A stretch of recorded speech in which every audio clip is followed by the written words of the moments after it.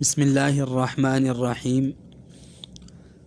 سجدہ تلاوت سے متعلق کچھ بنیادی اور ضروری مسائل ان کو سمجھنا بھی ضروری ہے۔ بہت سارے لوگوں کو ان مسائل کا علم نہیں ہوتا۔ ایک بات ذہن میں رکھیں کہ قرآن مقدس کے اندر کل 14 سجدے ہیں۔ سجدہ تلاوت کی آیت تلاوت کرنے یا سننے سے سجدہ تلاوت واجب ہو جاتا ہے۔ سجدہ تلاوت کی ادائیگی کا طریقہ یہ ہے کہ سب سے پہلے سجدہ تلاوت کی ادائیگی کی نیت کرے، کہ اس طرح نیت کرے کہ میں اللہ تعالیٰ کی رضا کے لیے سجدہ تلاوت ادا کرتا ہوں۔ دل میں یہ نیت کر لینا کافی ہے، زبان سے کہنا ضروری نہیں۔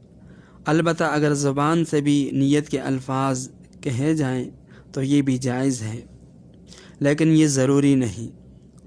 اب نیت کرنے کے بعد تکبیر یعنی اللہ اکبر کہتے ہوئے سجدے میں چلا جائے اور سجدے میں کم از کم 3 مرتبہ سجدے کی تسبیحات پڑھے، پھر تکبیر کہتے ہوئے واپس سجدے سے اٹھ جائے۔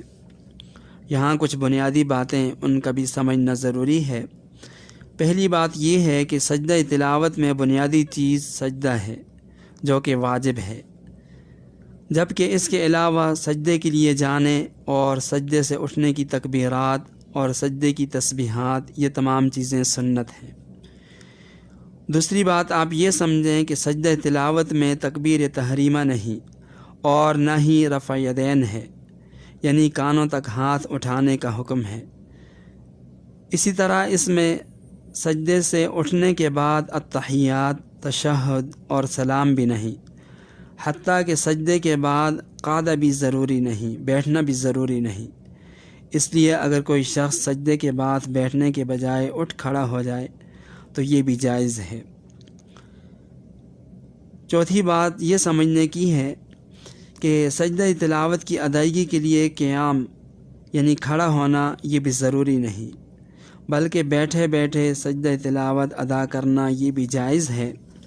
البتہ بعض ائمہ کے نزدیک سجدہ تلاوت کے لیے کھڑا ہونا، اس کو بعض علماء نے، بعض فقہاء نے مستحب لکھا ہے، لیکن کھڑا ہونا ضروری نہیں، بیٹھے بیٹھے بھی سجدہ تلاوت ادا ہو سکتا ہے۔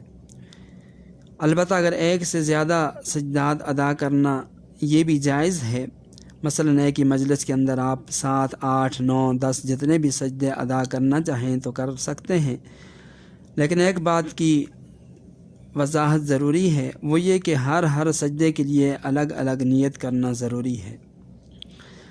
پانچویں بات آپ یہ سمجھیں کہ سجدہ تلاوت کی ادائیگی کے لیے وہی شرائط ہیں جو نماز کے لیے ہیں، کہ اس کے لیے بھی یعنی سجدہ تلاوت کے لیے یعنی نماز کے لیے جس طرح کپڑوں کا پاک ہونا، جگہ کا پاک ہونا، قبلہ رخ ہونا، اسی طرح کپڑوں کا پاک ہونا، سطر کا چھپانا، یہ تمام چیزیں ضروری ہیں۔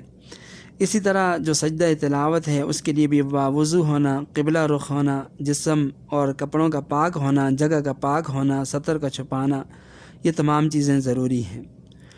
اور چھٹی بات یہ ہے کہ سجدہ تلاوت میں سجدے کے لیے جانے، سجدہ کرنے اور سجدہ سے اٹھنے کا وہی طریقہ سنت ہے جو کہ نماز کے جو سجدہ ہے اس کے لیے جس طرح ضروری ہے، وہی چیزیں سجدہ تلاوت کے لیے بھی ضروری ہیں۔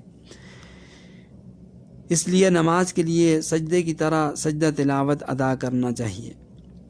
اسی طرح نماز کے اندر جو سجدہ ہے اس کے اندر مرد عورت کا جو فرق ہے، تو سجدہ تلاوت کے اندر بھی مرد اور عورت کا وہی فرق ہونا چاہیے۔